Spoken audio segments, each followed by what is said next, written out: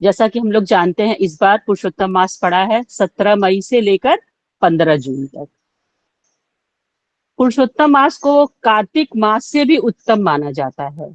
ऐसा क्यों है और क्यों ये पड़ा? तो इसका कारण है कि हम लोग दो प्रकार का कैलेंडर यूज करते हैं।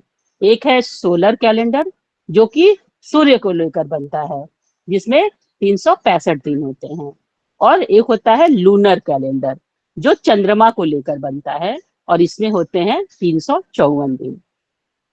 तो 32 महीने में मतलब कि लगभग 3 साल में एक मास का अंतर हो जाता है, क्योंकि ये 11 दिन का डिफरेंस होता है, 365 दिन और 354 दिन।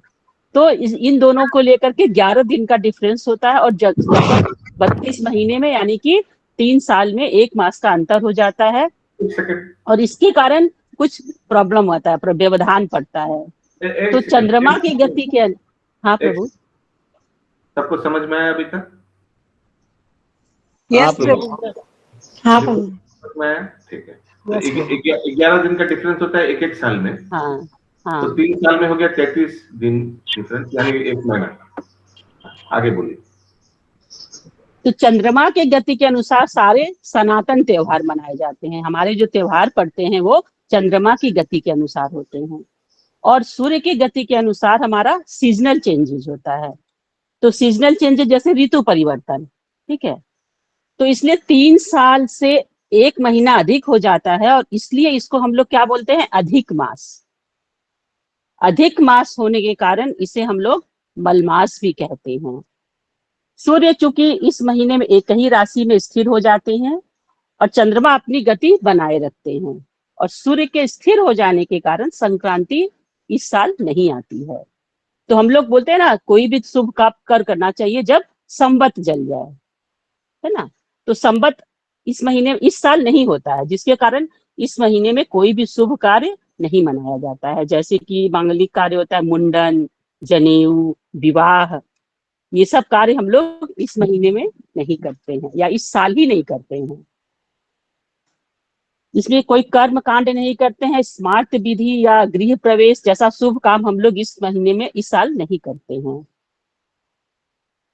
सबसे मतलब रिजेक्ट होता है ये मलमास महीना जो है, सबसे रिजेक्ट होता है। तो इसके जो देवता थे वो बहुत दुखी हो जाते हैं, और कहाँ जाते हैं? भगवान नारायण के पास। कहते हैं प्रभु मेरा क्या होगा, कोई भी मुझे स्वीकार नहीं कर रहा है, मेरा क्या होगा? तब मैं तो एक मल की तरह हूँ। तब नारायण उन्हें सांत्वना देते हैं और उनको भगवान कृष्ण के पास ले जाते हैं। तो कहा जाता है कि जिसका कोई नहीं है उसके लिए भगवान होते हैं।